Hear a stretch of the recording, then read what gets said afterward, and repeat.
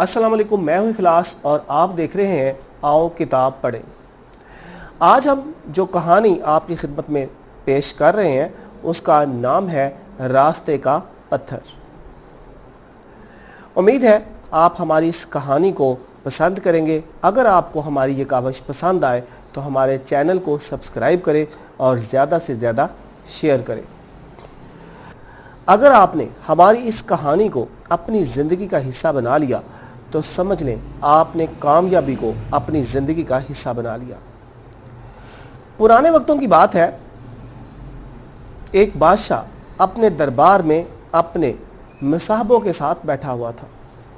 بیٹھے بیٹھے بادشاہ کو ایک عجیب خیال سوجا۔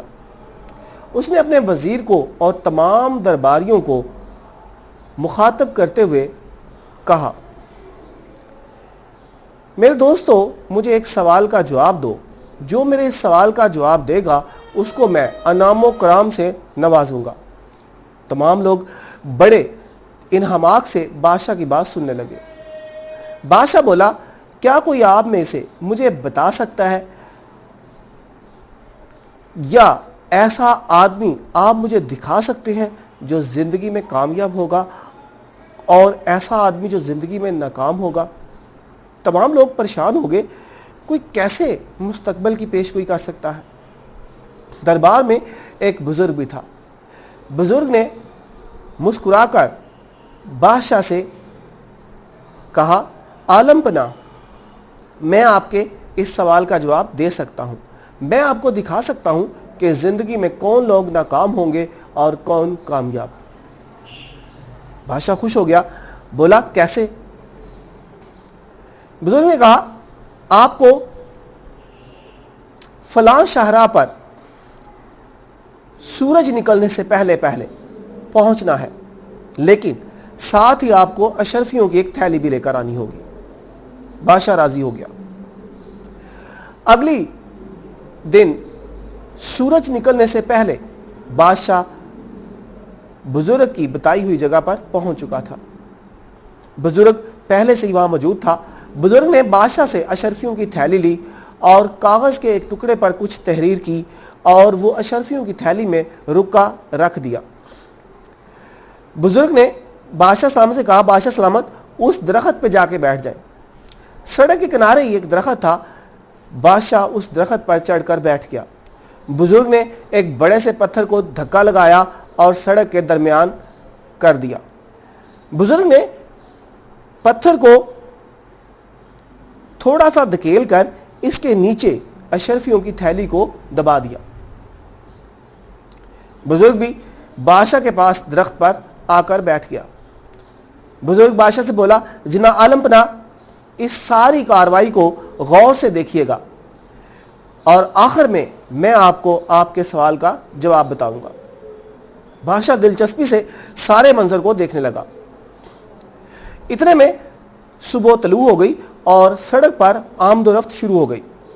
لوگ جب سڑک کے درمیان اتنے بڑے پتھر کو دیکھتے تو بادشاہ کو، انتظامیہ کو کوسنا شروع کر دیتے۔ کوئی پتھر کے دائیں رک جاتا، کوئی بائیں، کوئی راستہ بدل کے دوسری طرف نکل جاتا۔ جب دن کچھ چڑھ گیا تو ایک آدمی بیل گاڑی کے ساتھ اس سڑک پر آیا۔ آدمی نے دیکھا کہ راستے میں پتھر پڑا ہوا ہے اور اس کا راستہ بند ہے۔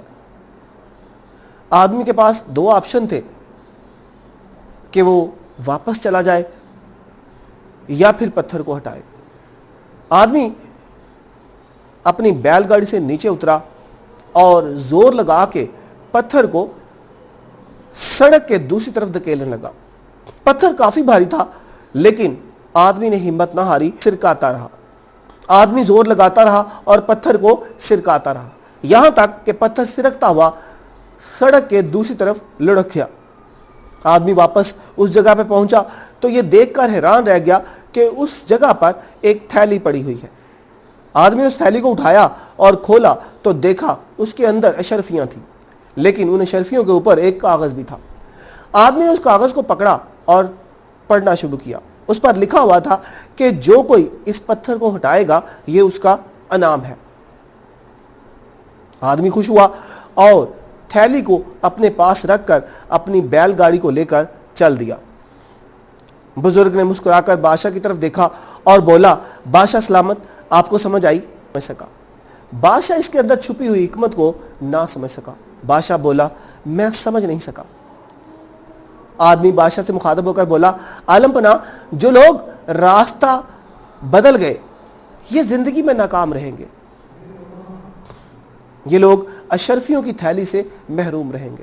بات کو ایسے لوگ جو پتھر کے دائیں بائیں ہو کر گزر گئے، ایسے لوگ وہ ہیں جن کی زندگیوں میں بہت سی اپارچونٹیاں آئیں گی، لیکن یہ اس کو نظر انداز کر کے اپنی ڈگر پر چلتے رہیں گے۔ کامیاب لوگ یہ بیل گاڑی والے ہیں، یہ وہ لوگ ہیں جو اپنے راستے کی مشکلات کو ہٹاتے ہیں اور انعام پا کر آگے بڑھ جاتے ہیں۔ قدرت ہماری زندگی کی سڑک پر ہر روز مشکلات کے پتھر پھینکتی رہتی ہے۔ جو لوگ ان پتھروں کو ہٹا کر اپنا راستہ سیدھا کرتے ہیں، ان پر اللہ تعالیٰ کامیابی کی شرفیاں نچھاور کرتا رہتا ہے۔ ہر پریشانی اور مشکلات ہمارے لیے ایک اپارچونٹی ہوتی ہے۔